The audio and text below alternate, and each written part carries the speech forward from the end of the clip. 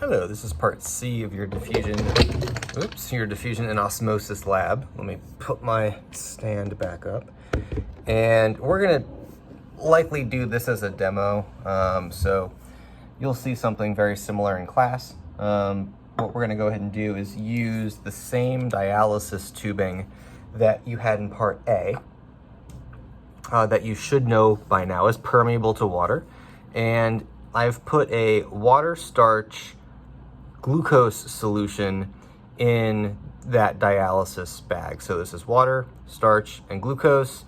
So 2 solutes and then water. What we're gonna go ahead and do is test to see if the bag is also permeable to the starch or the glucose. And I'm going to put this in a beaker. I'm going to fill the beaker with water.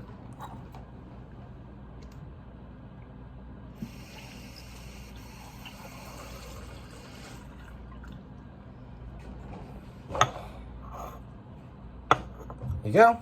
And then I'm going to add iodine to the water in the beaker in the event starch comes out, or if the iodine actually goes in. Remember that iodine is an indicator for a complex carbohydrate like starch. So this is going to help us figure out, again, if the iodine, this is actually iodine or potassium iodine, IKI, it's 3 atoms big, which is pretty small. And then the starch is a huge polymer of glucoses. So I'm going to add this to the solution, and I'm going to let this sit. I think you can let this sit for as little as maybe 15 or 20 minutes. We're not going to wait 15 or 20 minutes, but I'm going to fast forward. I'm going to take this other one that's right almost out of screenshot. This has been sitting here for about, half an hour, 45 minutes. So this is kind of a time lapse. The iodine that kind of looks orange will eventually kind of turn a pale yellow color. So you can still see the iodine in the solution, but what's different is now the color of the bag, the tubing. The inside, the starch solution has turned a black kind of purple color. So that gives you some information as to whether or not iodine entered the bag. You also know that iodine or that starch, I want to tell you, the fact that the iodine solution in the beaker is not the same color as the inside of the bag should tell you something about whether or not starch moved across this membrane. So like, is the membrane semi-permeable to starch? What do you know about starch? And does that make sense? And then finally,